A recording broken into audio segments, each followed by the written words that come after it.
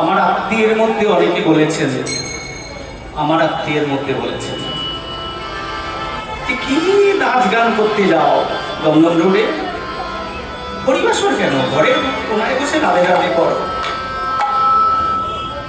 তাতেই তো রাধারানী আসে। আমি তাদের আজকে বলতে চাই, অহংকারের মাচার থেকে না নামলে রাধারানীর কৃপা পাওয়া যায় না। আমাদের গৌরাসুর হচ্ছে এমন একটি জায়গা, সেখানে সবাইকে নিচেই বসতে হয়, একান্ত যদি হাঁটুর সমস্যা কেউ না থাকে। দ্বিতীয়, সাধু সঙ্গ। সাধু সঙ্গ, সাধু সঙ্গে লাভ হয়, প্রেমের রুচিটা আসে, প্রেমের অঙ্কুরটা আসে। এই যে আমরা এতবার ধরে, এত বছর ধরে কীর্তন করে যাচ্ছি, কি লাভ হচ্ছে আমাদের? নিছক কি একটু মুখ খোলা বা যেতে হয় তা নয়। আবার বলছি, এই যে হরিবাসরে এত সাধু সঙ্গ, এত বৈষ্ণব সঙ্গ, এটা ঘরের কোনায় বসে তাকে ডাকলে হয় না। আমাদের শ্রী গৌরের লাইনে বলছে যে দাসানু দাসানু দাসানু দাসানু দাসানু দাসের পেছনে আমি। গৌরকে গৌর কৃপা পাওয়ার মতো ক্ষমতা হয়নি হলো।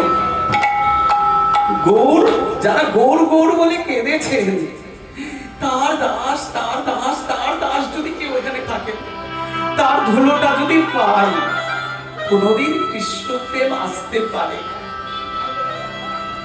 সুতরাং গৌরাসর খুব দরকার,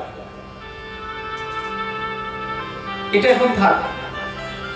গৌরাসর খুব দরকার, ভক্ত সঙ্গ দরকার, সাধু সঙ্গে আসবে আসক্তি, রুচি। আমি আজকে মন্দির কমিটির কাছে খুব কৃতজ্ঞ, বিশেষ করে সুব্রত বাবু, আরো যারা সবাই আছেন, হরিদার থেকে শুরু সবাই, সবার নাম মনে করতে পারছি না।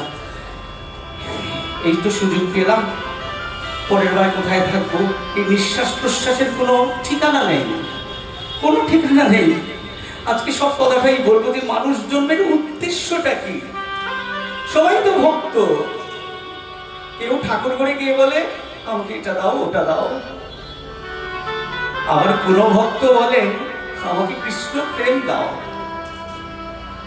ভক্ত দুই ধরনের ভক্ত, একজন কামনায় আসক্ত, বাসনায় আসক্ত। হ্যাঁ, কামনা বাসনা তো দরকার, আমরা তো জড় জগতের জীব, কিন্তু যেদিন বলতে পারবেন তোমার প্রেম দাও, আমি যেন তোমাকে ডাকতে পারি, তাহলে হয়তো কয়েকটা জন্য উদ্ধার পেয়ে গেলাম। তাই আজকে হচ্ছে লীলাটা যেটা আমি বেঁচেছি, ভেবেছি, আমার ধৃষ্টতা, রাধারানীর একদম দশা, এটা লীলা নয় দশা, এটা হচ্ছে রূপ, শ্রীকৃষ্ণের রূপ, রাধারানীর রূপ অনুরাগ। আমি কেন বাঁচলাম? আমরা একটা সন্তান গাইলাম, হই হই করে বেরিয়ে গেলাম, কেউ কিছু বিতরণ তো হলো না। এই তো রয়েছেন সামনে যুগল লক্ষ্মীনারায়ণ মহাপ্রভু, আমরা দর্শন করি, আমরা দর্শন করি, আমরা দর্শন করি না, শ্রবণ আর দর্শন। রাধারানী শুনতেন, কি শুনতেন? বাঁশি বাজছে, বাঁশিটা কি নাম নিত? কি নাম নিত? রাধা রাধা বলতো, বাঁশি রাধা রাধা বলছে, সেটা শুনে রাধারানী পাগলিনী হয়ে যেতেন। আর উনি দর্শন পেয়েছিলেন শ্রীকৃষ্ণের প্রথম যেদিন,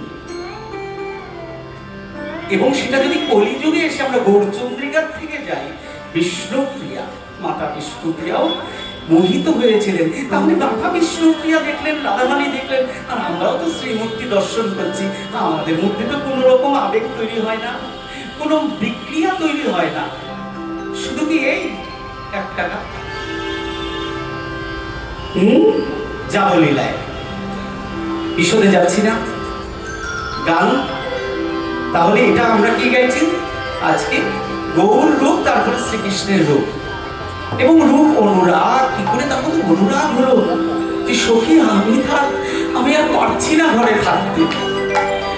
সেটাকে নরোত্তম প্রভু একটা লীলা করতে গেলে, সম্পূর্ণ একটা যে কোনো লীলা করতে গেলে একটা নিয়ম আছে। প্রথম হচ্ছে গৌরচন্দ্রিকা। তো এই গৌরচন্দ্রিকা কি, যে মহাপ্রভু যে ভাব আচরণ করলেন সেটা দেখে তার যে পার্শ্বদরা ছিলেন, তার সঙ্গে সঙ্গে থাকতেন বাসুদেব ঘোষ, স্বরূপ দামোদর, তারা সঙ্গে সঙ্গে লিখতেন যে মহাপ্রভু কি আচরণ করছেন, পরে তারা আন্দাজ করতেন যে না ওটা ওইটা, এবং সেটা তখন বৃন্দাবনের লীলাটা আমরা বুঝতে পারতাম যে রাধারানীও শ্রীকৃষ্ণের সঙ্গে এইভাবে করেছিলেন। সুতরাং আজকে আমরা যে সন্তান, নরোত্তম প্রভু বলেছে সন্তান দিয়ে শুরু, সেটা লিখেছেন জগদানন্দ, পদকর্তা জগদানন্দ। দামিনী দাম দমন রুচি দর্শনে দূরে গিয়েও দরপতি দাম। শুধু তত্ত্ব নয়, এটা আমরা বাংলা সাহিত্য বিএ ক্লাসে এমএ ক্লাসে পড়ানো হয় এগুলো। তাহলে আমি শুরু করি।